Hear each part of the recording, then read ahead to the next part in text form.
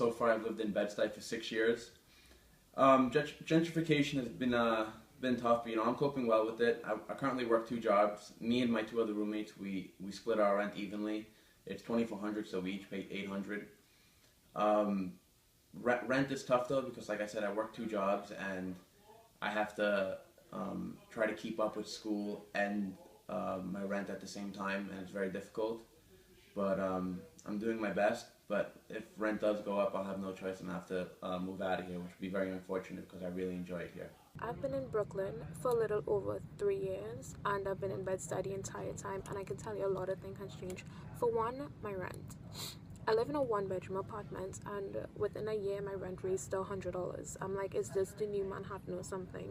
Which is crazy, but I guess it's understandable because gentrification is definitely taking place. Would I be able to cope with this? I am not sure because right now I could say that I'm coping.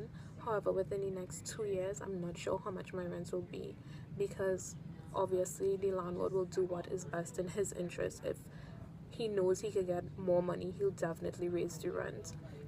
And the people who can afford it will afford it, and people who can't won't. So they'll move out, and the people who could afford it will move in, which is predominantly white because the neighborhood has definitely changed from the time I've been there. More white folks have moved into the buildings.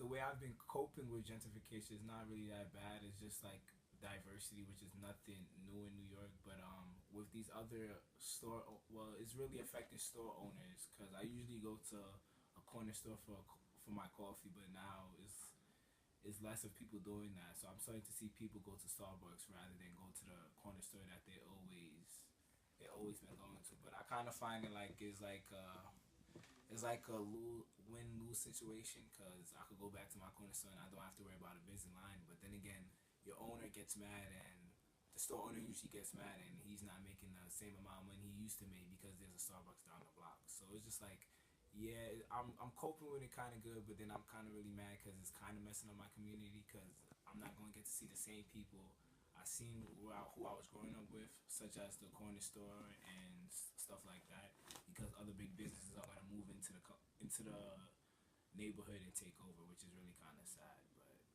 everything changed over time, so it's just like that's something I'm going to have to get used to.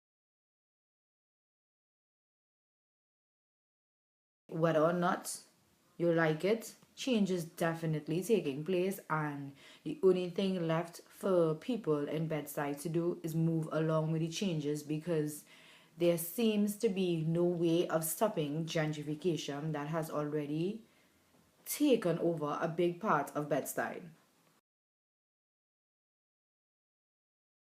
That my Bed-Stuy is dying, is what I said.